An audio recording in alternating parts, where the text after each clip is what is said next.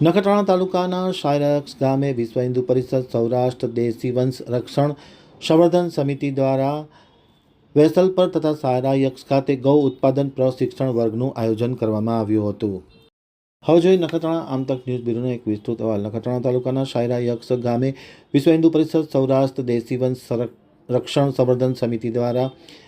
તારીખ 23 ડિસેમ્બરના રોજ વિશ્વ હિન્દુ પરિષદ પશ્ચિમ કચ્છ જિલ્લાના વેસલપર તથા શાયરાયક્ષ ખાતે ગૌ ઉત્પાદન પ્રશિક્ષણ વર્ગનું આયોજન કરવામાં આવ્યું હતું।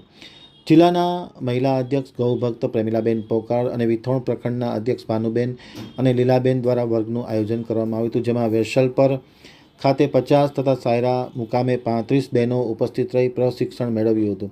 જેમાં ગૌ ઉત્પાદનનું પ્રશિક્ષણ રાષ્ટ્રીય સ્વયંસેવક સંઘના ગૌસેવા ગતિવિધિના સૌરાષ્ટ્રના પ્રાંતના સંયોજક મેઘજીભાઈ હિરાણી દ્વારા 11 ઉત્પાદનનું તથા સાયટિકા કમરના દુખાવો અને કાયમી નિવારણ માટેની માહિતી આપવામાં આવી હતી। આ પ્રસંગે જયેન્દ્રભાઈ ભાટિયા, ધનજીભાઈ આહિર, ચંદુભાઈ રિયાણી, કૃષ્ણકાંત પંડ્યા,